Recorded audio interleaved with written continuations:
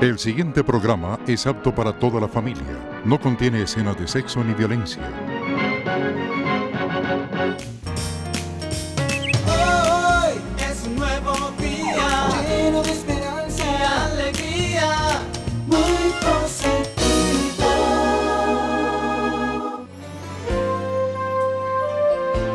Conexión con Dios.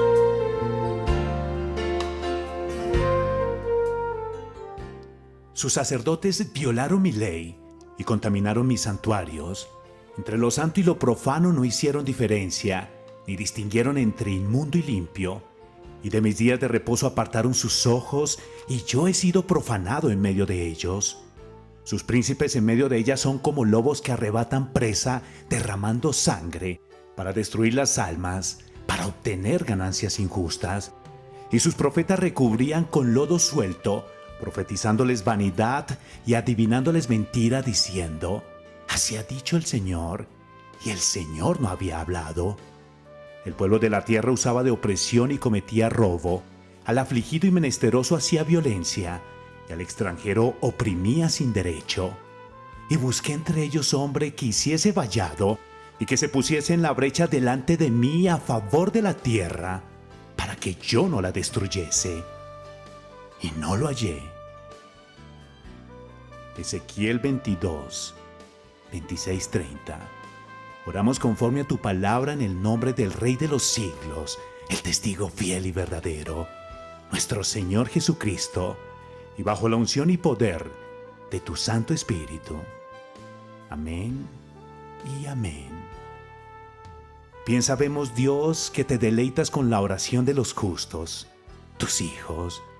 Y hoy nos ponemos en la brecha delante de ti por Colombia, tu tierra santa en este continente.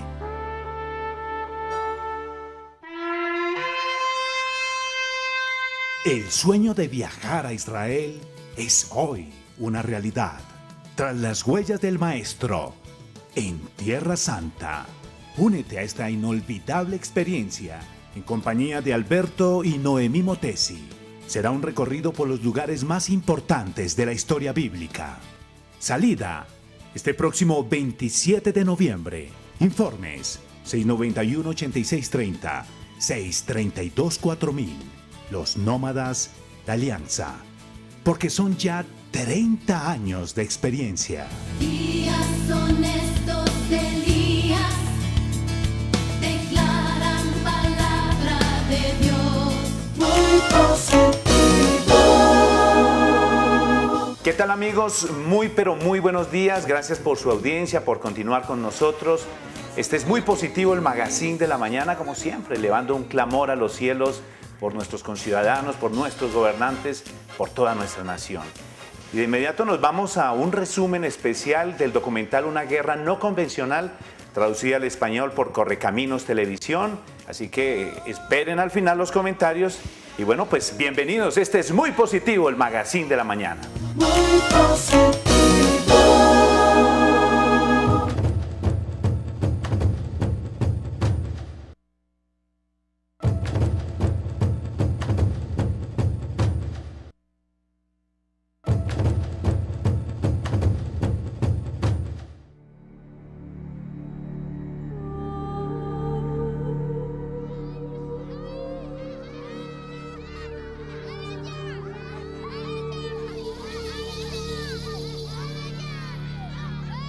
Hay momentos que deseamos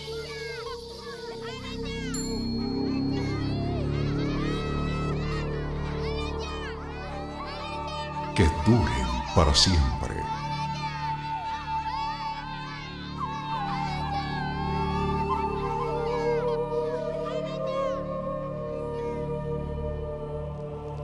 Y hay momentos que deseamos que nunca hubieran iniciado.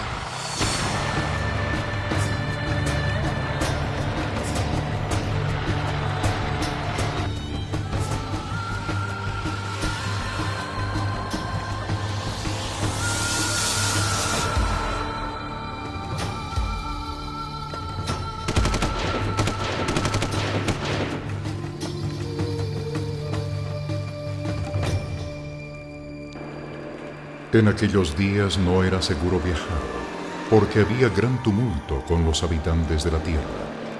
Segunda de Crónicas 15:5.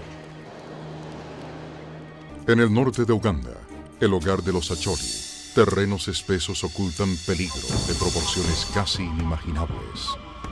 Aquí, no son ni el sol ni la lluvia los que rigen el ritmo de vida. Es el terror. Cuando fui al norte, todo el mundo estaba corriendo, alejándose del peligro.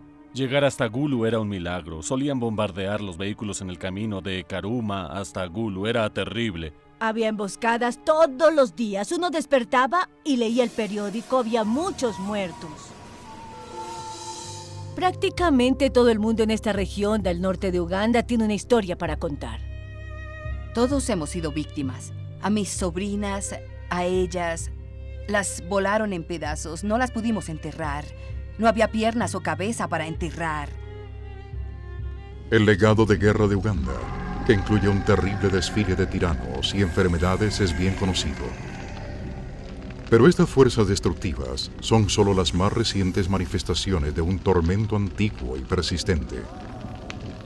Yo no creo que esta guerra sea política. Desde su inicio, la táctica insignia del LRA ha sido secuestrar niños pequeños y convertirlos en máquinas asesinas. Personalmente he entrevistado varios niños que han sido llevados como niños soldados. Un niño fue obligado a asesinar a 2 de sus tías, o de lo contrario, él sería asesinado. Los rebeldes golpearon a la chica y después de hacerlo quemaron su choza y empezaron a golpearla de nuevo. Después nos dijeron que la matáramos y la matamos. Heridos y confundidos, los familiares se reunieron en las iglesias para orar. Las peticiones por el retorno seguro y pronto de sus hijas estaban selladas con amargas lágrimas.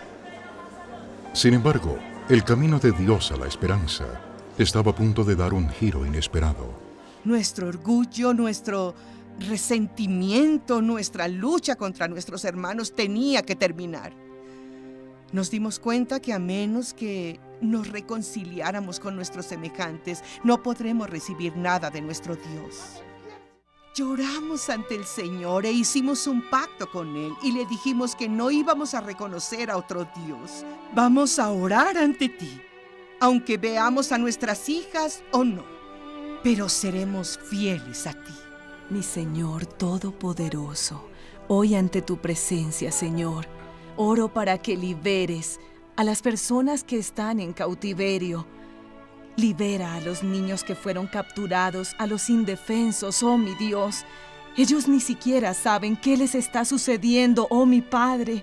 El carácter de estas familias cristianas se convirtió en un reluciente testimonio de la gracia de Dios.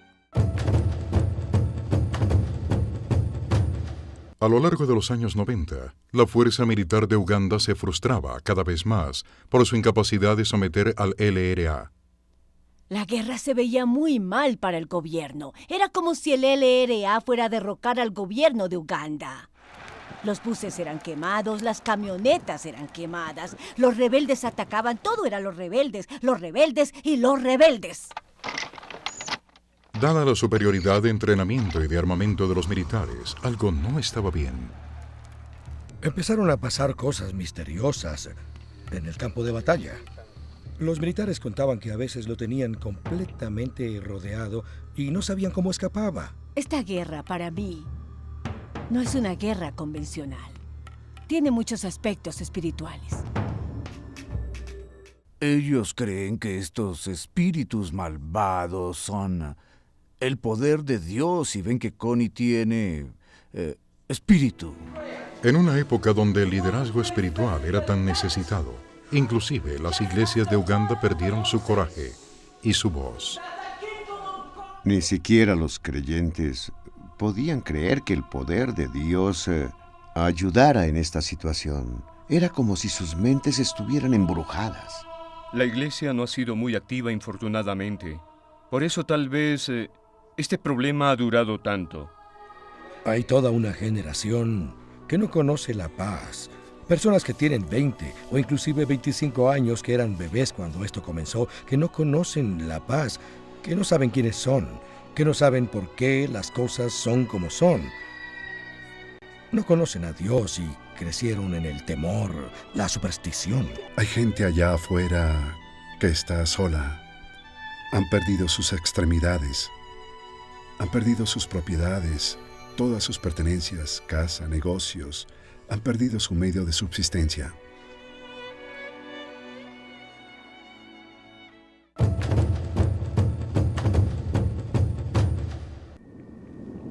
Reconociendo que las fuerzas del mal tenían un fuerte control allí, la iglesia de Uganda empezó a clamar por respuestas.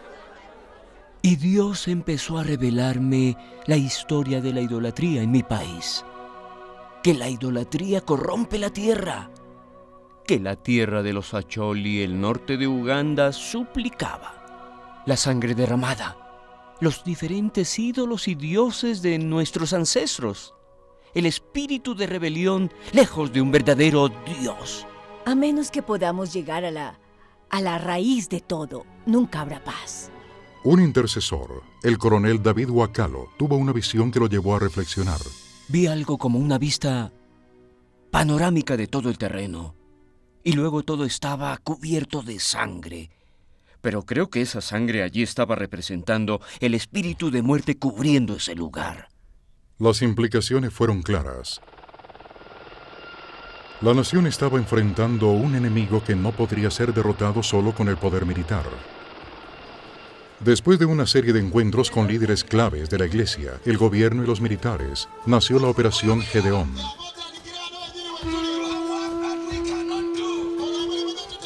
Y empezamos a movilizar la nación. Personas del sur, del centro, del este de Uganda se movilizaron para ir a orar al norte. Todo el cuerpo de Cristo en Uganda hizo un ayuno. Ayunaron durante un mes en preparación para la redención de la tierra. El primer evento de la misión fue una reunión de 3 días en el estadio de Gulu. Fue una gran reunión donde llegaron miles de personas y eso era totalmente inusual porque la gente tenía miedo. El evangelista Julius Soliat explicó la historia de idolatría de la región de manera muy clara. Y llamaron a los diferentes clanes, todos estaban ahí alineados, los Acholi estaban representados y se arrepintieron. Y para mí ese fue el comienzo, fue un punto de partida. Es decir, yo pude ver cómo recobraban la cordura, como si algo se hubiera roto, como si hubiera un velo de oscuridad. Y algo se rompió y de pronto podían ver. Miles de personas entregaron su vida al Señor.